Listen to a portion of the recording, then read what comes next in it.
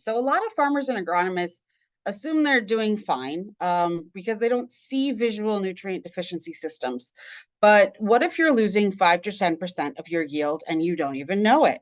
Well, that's something you'd like to know, right? So to Chris Clark, CCA and UW-Madison Division of Extension outreach specialist and nutrient and pest management educator, is going to talk to us today about pre-sidedress nitrate and plant tissue testing to help you capture a nutrient deficiency you don't know about in your field this season. So take it away, Chris.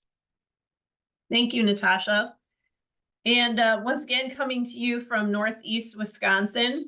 And as an agronomist, I want to share this is one of my favorite times of the growing season is this picture right here. We have not gotten there yet, but I love the time of the year when the corn switches to that deep green color. And this usually occurs after our soils have dried up, after our snow melt and our spring rainfall that we've been having. And then we get that warmer summer temperature, which a lot of us are finally getting a taste of this morning when we woke up. It was quite a bit warmer, and that favors a lot of our soil nitrogen mineralization. And just like Natasha was saying, is a lot of farmers assume they're doing fine because they're not visually seeing anything that's wrong, but they could actually be losing 5 to 10% of your yield without ever knowing it. So that is this hidden hunger. And on the screen, it does show a couple of different examples of where that could be coming from. And my focus for today's presentation is both on nitrogen and then micronutrients and some of the tools that we can use for that. And just as a reminder, it's usually everyone's like first reaction to say, oh, my corn has changed to yellow color. That is definitely because it's short on nitrogen. And I had it already this growing season. We went and we investigated some pale looking corn.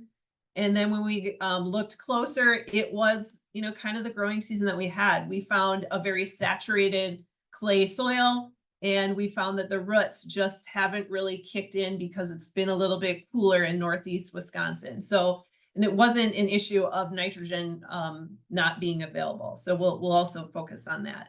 So then what is a farmer really going to be able to do, or their agronomist going to proceed with? And it really talks about like putting all your sails moving in the right direction. And this journey is then going to be a plan for what can be done to deal with leaching and denitrification losses if they should occur, and how can a farmer account for that?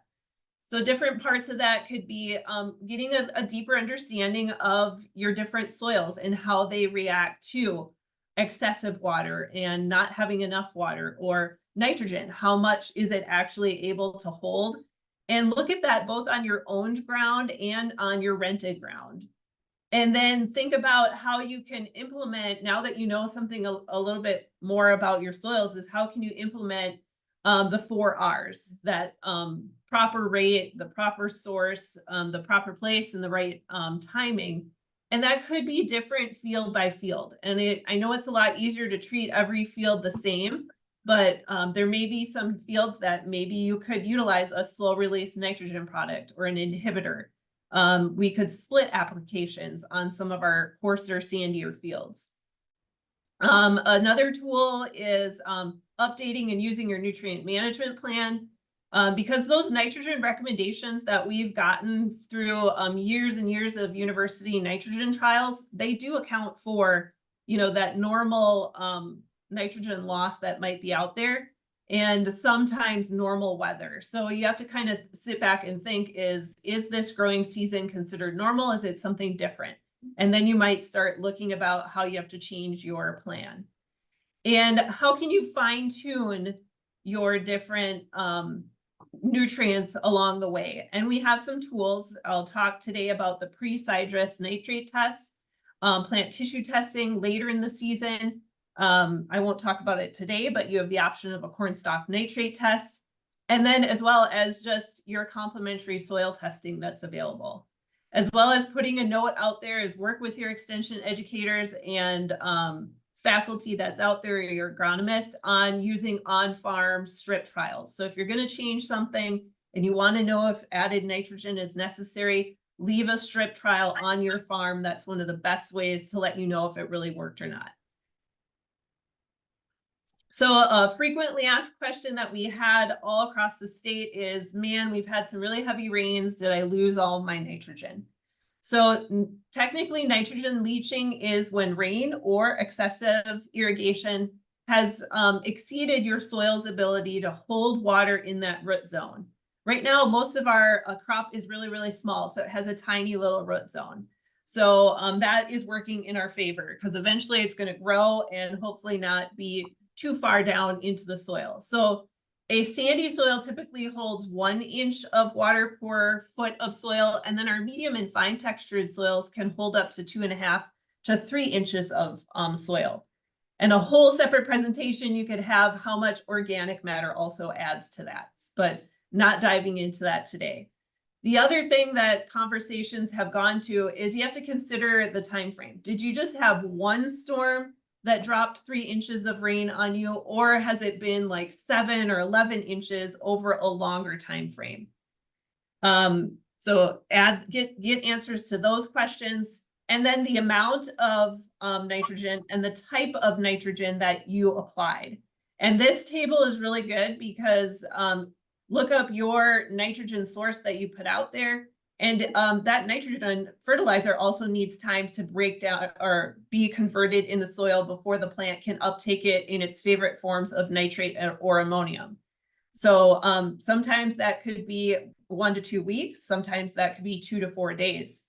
So did this occur before you had rain, or was it after the rain that you might have had? So then it also continued that we kept getting rain, and then you might move into the situation of having a saturated soil. So that you will have denitrification, and this is when your soils have been saturated for about 1 to 2 days. I talked to a friend down in Illinois. They have very flat land with very high water table, and they have whole fields that are saturated. In my region, I see the topography. We've got our typical low-lying areas that have ponding. And then, yes, it's been there for 1 to 2 days. And some of them haven't even been planted yet. So it's not too much of a worry. And the summary of the chart is also, you have to think about how warm was it. So bacteria love a warm temperature. And so if your soil temperature was 50 to 65 degrees, 2 to 3% of soil nitrate can be lost per day. But if that soil temperature goes above 65 degrees, then we're looking at 4 to 5% that could be lost daily. There's an example on the bottom where it just tries to put it into some understandable numbers compared to the chart. So if you applied 150 pounds at 28%, and you were able to side dress, we're thinking about side dressing, then, and the soils remain saturated at 65 degrees, you could expect 20 to 30 pounds per acre to be denitrified or be lost. So that's an example of what could be occurring. And one tool that's out there is the pre-sidedress nitrate test. It's a valuable and pretty much underutilized tool that anyone that's growing corn should take a look at in years like this year. This test does measure the nitrate nitrogen in the soil, and then it's going to give you an estimate after the lab analysis using the university research about how much nitrogen it's predicting will be available from organic sources. So your manure that may have been spread or organic matter that is in that particular soil. And if you'll make it through the rest of the growing season. If you're putting manure on, or if you've had manure spread in that field, also try to get the ammonium add test, because that is the form that's going to be coming from the manure. This, the PSNT will help you stay on course. So we've got that ship sailing, and it's going to either let you know and confirm that you have enough nitrogen out there. This early spring rains that we had didn't affect your nitrogen, maybe because our soils were staying a little bit cooler, or if we need to monitor, continually monitor some fields and make some changes. So as an agronomist or a farmer, which fields should you PSNT test? You could have one of 8 of these different factors that might be out there. It could be a winter killed alfalfa field that was tilled under. Not so much this year because we didn't have a lot of winter kill. Fields with a history of manure applications. It's pretty hard to find any fields that didn't have manure. So that is usually a big check mark. That one is a good candidate for a PSNT test. Corn or wheat fields after recent heavy rains. We did have some counties that really ramped up some localized heavy rainfall. So that would be one to check on. Little to no nitrogen was applied right after harvest. On winter wheat fields, continuous corn or cash crop fields, look at using this. Fields where small amounts of nitrogen were applied, less than 125 pounds, or the nitrogen was applied before the soil was below 55 degrees, limiting its effectiveness, or if manure was not applied, or manure was applied and it wasn't incorporated after the soil dropped below 55. And also note, the PSNT is not as calibrated for sandy soils. It'll give you a number, but then the recommendation is not going to be as consistent as it would be on other soil types. So once your corn does reach that 6 to 12 inches tall, I would say the second most important thing for a farmer to do or agronomist to do is to check their local soil temperature. Just because the PSNT is really looking at that nitrogen, and the nature of nitrogen release is tied to soil temperature. And so a really good resource that I have found and I like is this Greencast tool from Syngenta.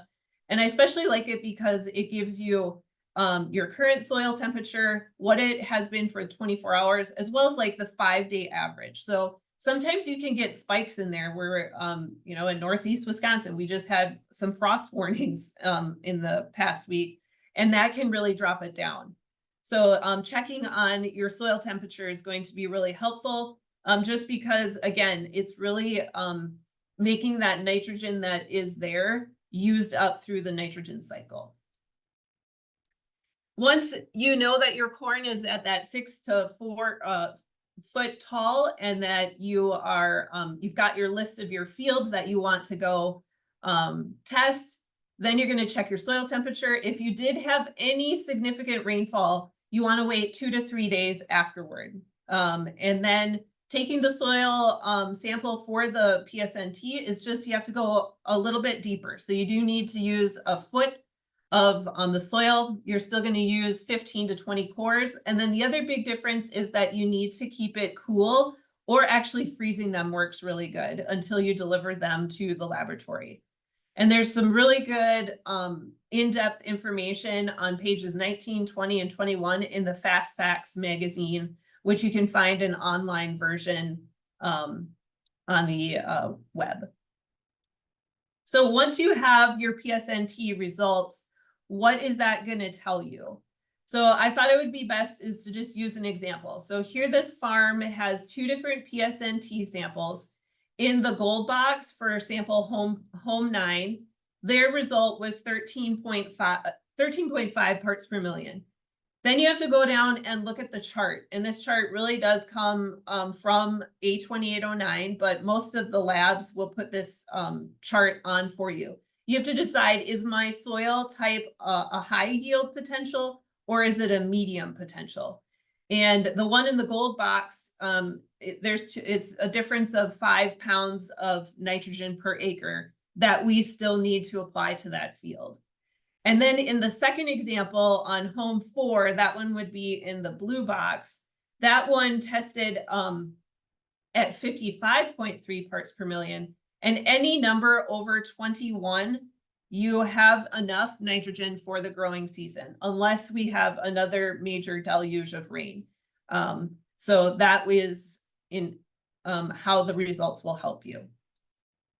So if nitrogen isn't the only thing that could be impacting this hidden hunger that's out there, and I said the second thing I was going to address were micronutrients. So remember, it's not always a color change that means that it's just nitrogen or a micronutrient. Remember, it could be soil compaction or drainage or a really extreme soil pH. So don't want to say that the only things I'm talking about today are reasons that your crop is changing a color. And once you have your pH, your nitrogen, your phosphorus, and your potassium all maintained at optimal, I would say then it's time to maybe start looking at micronutrients. If you have not maintained your macronutrients, the nitrogen, the phosphorus, and the potassium, it's not going to return on your investment to look at the micronutrients. So is a quick reminder, within the plant, these nutrients are also mobile or immobile nutrients. So on the image, the top image shows mobile nutrients. So as that plant is growing, it's gonna kind of like self-cannibalize and take it from the older parts of the plant to put it into the new growth, or as it moves into reproductive phases, use those nutrients there. So we've got a kind of a larger majority of the nutrients that are listed there. And then on the bottom portion of the image, it talks about immobile nutrients, and those are the ones that are going to show symptoms of hidden hunger in the older leaves. We've got all the macronutrients there of N, P, and K, as well as magnesium. And the hidden hunger means that we want to use some type of tool so that we can diagnose what's wrong with the plant before it shows any symptoms. So there are benefits of using plant tissue. It's going to provide you with a snapshot of what nutrients the crop was able to obtain from the soil. It's going to help you identify levels that are above or below expected levels by each different crop at sometimes specific growth stages. It's going to help you complement a regular soil testing program, because then if you look at the red box there are some nutrients that it's just a little bit easier to test in the soil, or it's easier and you get better reliability from the plant tissue. It's just the chemical and the different equipment that's out there. So you can look at the different nutrients that are there. So something to think about if that's one that's an issue that comes up, like, oh, maybe I actually need to follow up with soil testing and not plant tissue. And so it is able to detect hidden hunger and rule out if it was a nutrient problem. So like I said before, if the corn is turned a different color and everything came back optimal on your plant tissue, then you go back to that chart and be like, okay, maybe it's a drainage issue, maybe it's a compaction issue. As well as it really is a discussion about complex nutrient interactions and imbalances. And right now I'm working with one of my coworkers, Michael Geisinger, about a troubleshooting chart about this. So here's kind of a sneak peek. It's still in draft form. But for example, if you, one of the things that's really common within Wisconsin is that we have some soils that are very high in phosphorus. So in the lower portion of the blue box, it talks about that if we have a history of lots of manure applications, that also could be limiting your zinc or your iron. So it's going to hopefully be a different tool to troubleshoot what could be different issues if you can't get those answers from some of your analysis. Or one of the micronutrients, what about if in zinc, if we have a deficiency can show up when you have really high soil test P values. So look for that. Once that's available, we're hoping to get that out to you as well. So also within the University of Wisconsin we also call attention to different crops having different micronutrient demand levels. And this also comes from A2809 table 8.3. And within that table, you can look up different crops that you grow. This one has some of the most common Wisconsin crops, as well as some of the veggie crops, and look up the nutrient. And if that has a high demand for that micronutrient, it's one that maybe after you've gotten the pH, pK, and NPK in line, that you might look at for a hidden hunger. And micronutrients really should only be applied when you have a soil test that's showing that it's low in your soils, that you have verified with plant tissue, or you have seen visual symptoms before in that field, and it has that high demand, is a series of things to follow. Also, it's really important that for meaningful data that you follow proper plant tissue sampling. So that doesn't mean that you can go out and collect part of the plant and send it to the lab anytime that you want. They also have research of what those numbers mean for some crops at particular growth stages. So again, here's some of the most common ones for Wisconsin and when you should sample them. If you don't see the one that you're looking for, work with the lab that you plant tissue test with and what their recommendations are. You also want to make sure that, as with any other agricultural sample, that you do representative sampling. So you would follow that W pattern and create this really good sample across the field. So that's going to give you the average nutritional status of what that field is. I would also say it's really common for agronomists that they may look at aerial imagery, or they may start to see a part of the field look a little bit different, and they'll do a normal sample compared to an abnormal sample and then submit that into the laboratory as well. And there are some minor differences between hybrids. So you shouldn't combine two different fields together or two different hybrids in the same plant tissue sample. Then I wanted to look for some plant tissue research, and I unfortunately couldn't find very much out of the University of Wisconsin right now related to plant tissue. So I looked for some surrounding states, and I found a really good example from the University of Arkansas by Trenton Roberts through some soybean sampling that he was doing. He's got a publication, FSA 2200, about his in-season potassium management through using plant tissue. So within his data that he worked with extension educators, and they pulled tissue samples from 2020 through 2021 in different fields. They had two different times that they pulled them at R2, which is full bloom, and then at R4, he also got a second set of data. And the researchers found that underlying portions of the field were well under the critical level of potassium. So that's that red box that's on the screen. It ranged anywhere from 18%, and some of them were up to 92% deficient in potassium. And so what does that actually mean? So out of the 23 different locations, at R2, 52% of them were deficient, and his anticipated yield loss that ranged anywhere from 8% to 25%. And then in the R4 sampling, it was up to 70% of the locations were deficient in potassium, with a higher range of 10 to 25% of them having them yield loss. So what do you do as a farmer or an agronomist? Do you treat these all the same? So if you had a mild deficiency, or that hidden hunger plant tissue says, oh, detected that, you can start thinking about it. A moderate deficiency, you may just start to see some visual symptoms, but plant tissue also caught it. Or if there's a severe deficiency, it's very evident and you can see something's already happening. It could be over a 15% yield loss. So his research showed that there is some importance in the timing of whether or not you can even do anything once plant tissue tells you that something has been detected. So the yellow line, this was the samples that he was able to, or actually, sorry, these were where the farmer already noticed that the crop had a potassium deficiency. So you have a shorter window, only 20 days before you could do any type of corrective measure.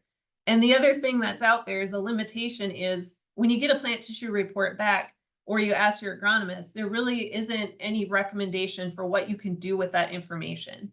So that's why we need continued research like Trenton Roberts is doing, because that's one of his goals, is to help create some of that for potassium in his region. Then if you look at the navy blue line, this one, they caught the hidden hunger with plant tissue, and they had about 45 days that potentially you could do some type of corrective application. Again, there isn't any exact correction that can be told of what you can do, but you have a little bit slightly bigger window to do that. The other thing about making an application using plant tissue is just the economics of it. You have to know maybe after several years that what might occur might actually help. We don't have a lot of research on that. That's where those in-field test strips and trials are really good for if you're going to try a foliar application to see if it actually paid off in the yield in the end. So the takeaway is that some in-season corrective applications are not economical because of the timing. Then I also looked to Iowa State, and they did research on corn and soybeans, and this is in a publication you can also find called Crop 3153. And their research, my summary of it is that in their tissue testing for phosphorus and potassium in corn and soybean, it can be useful, but it's not a replacement for soil testing that then makes fertilizer applications on the field. So it's still, soil testing is much better for that type of application. The tissue testing for sulfur was useful in alfalfa that's being managed for hay, but it's not reliable to diagnose a sulfur status in corn and soybeans. There's also, they had 47 different trials in corn where there was no yield increase from doing a micronutrient application. And that ranged from boron, manganese, zinc, when it was either applied to the soil or the product was applied to the foliage. And then in soybeans, there was one yield increase and one yield decrease in 63 trials for boron, copper, manganese, and zinc when it was applied to the soil or the foliage. But really, one went one way, one went the other way. So overall, their summary was that there really is a lack of yield response. It's just so much different than soil. We know, we have years of research of when we have a soil test and then we lime, we're going to affect the pH. That doesn't necessarily have the same reaction. We can't have that same mindset when we're thinking about plant tissue at this time. So more to come on that as people are continually working on that in other surrounding states. So our plant tissue limitations are make sure that you are sampling at the right growth stage and that you're collecting the right plant part. So please be sure of that. Otherwise, the number is not going to be as useful. And a big assumption is that plant tissue nutrient status is related to, is it available in the soil? So that's where that whole troubleshooting chart comes down, is because it's just so much more complex than that. So I want to have people rethink how plant tissue is different. Also, no, there are no tissue fertilizer recommendations that are out there, just because there usually isn't this yield response once something's been put on. And we saw that in the Iowa research. And then rarely is it just one nutrient problem. So sometimes when you get your plant tissue test back, you've got 2 or 3 different things that may be showing you something. So it's more of a tool to help you assess that particular field. Also, one tissue test alone can be misleading because you can have other influences that could be happening. So last year, a plant tissue test, I would question it quite a bit because we were very dry and a lot of the nutrients just weren't available to the plant at that time. So treat each field individually when you're looking at your plant tissue results. Overall, my take-home message is nutrients are found in the soil and the plants, and they can be continually monitored on a continual basis throughout the growing season as you're looking to fine-tune things. A PSNT result over 21 parts per million, you'll need no additional nitrogen as you progress through, unless there's another extreme rainfall event. Plant tissue testing does have its limitations for yield response, and as well as the economics and the timing of really if you can do anything. So a lot of times when you get that information, it's best to then plan for how you're going to address it for the crop that's going to be grown in there next year.